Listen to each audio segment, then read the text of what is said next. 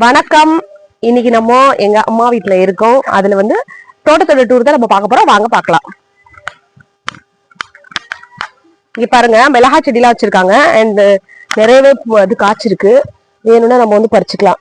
இது பாருங்க, நிறைய இருக்கு.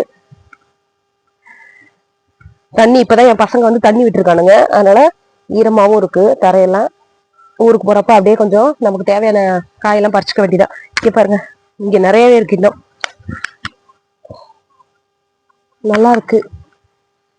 பூச்செடிலாம் நிறைய வைக்கணும். ஆனா நான் இங்க இல்லாததுனால எந்த பூச்செடியுமே வீட்டுல இல்ல. இது பாரு, மிளகாவோட பூ. இது பாரு. அடுத்து இங்க பாரு,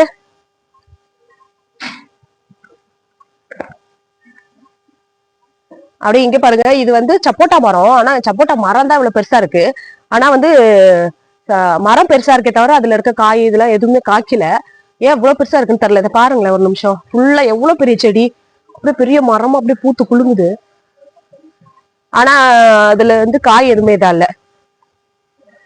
இந்த பக்கம் வாசல பூச்செடி எல்லாம் இருக்கு. இங்க பாக்கலாம். இது வந்து செவ்வந்தி பூ. இப்ப சீசனா என்னன்னு தெரியல. செவ்வந்தி பூ இது வந்து மொட்டு விட்டுருக்கு. இங்க பேர் யாரு மொட்டு விட்டுருக்கு. இங்க பேர் மொட்டெல்லாம் விட்டுருக்கு. இனிமேதான் இது பண்ணும். வேற எந்த செடி இல்ல இப்போதைக்கு. இந்த செவ்வந்தி பூச்செடி தான் இருக்கு. அங்க ஒண்ணு இருக்கு. வெள்ளை இது வந்து மல்லிப்பூ செடி. இது சீசன்ல மட்டும்தான் பூக்கும். இதுவும் நான் வச்ச செடிதான். ரொம்ப வருஷத்துக்கு முன்னாடி இது நான் வச்ச செடி.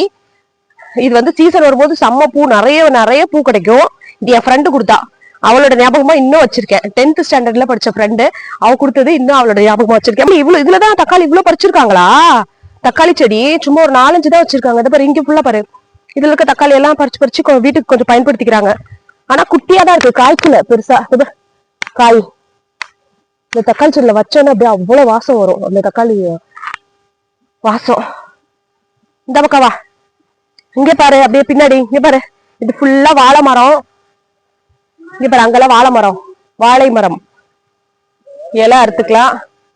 அப்படியே இந்த சைடு வந்தீங்கன்னு வச்சுக்கோங்களேன், பக்கத்துலயே ஒரு கிணறு இருக்கு எங்களுக்கு. இங்க வாங்கல காமிக்கிறேன். ரொம்ப டேஞ்சரான கிணறு. இந்த பக்கத்துலயே நாங்க போகவே விட மாட்டாங்க. ஐயோ, இது பாரு எப்படி அடைஞ்சு போய் இது மாதிரி இருக்கு. இதெல்லாம் தண்ணி உள்ள நிக்குது. ஆனா கிணறே தெரியாத அளவுக்கு அப்படியே இங்க எல்லாம் தொங்குது பாருங்க. அப்படி எல்லாத்தையும் மனுஷன் அந்த பாரு, அங்க ஃபுல்லா எல்லாத்தையும் பாரு. ஃபுல்லா அது எதுவும் பால் அடைஞ்சு அது மாதிரி. அப்படியே நல்லா இருக்குல்ல. இங்க வா. இந்த பாருங்க, கருவேப்பிலை செடி வீட சுத்தி சுத்தி இருக்கும். ஏன்னா அதோட விதை கொஞ்சம் கொஞ்சமா பட்டு அப்படியே எல்லா இடத்துலயுமே இருக்கும். அப்புறம் இங்க ஒரு ரெண்டு பப்பாளி செடி தானே. பப்பாளி செடி பாரு, மெத்தையில நம்மளுக்கு வரும். மெத்தையில கவர் பண்ணும்போது நான் அதை காமிக்கிறேன். வாங்க.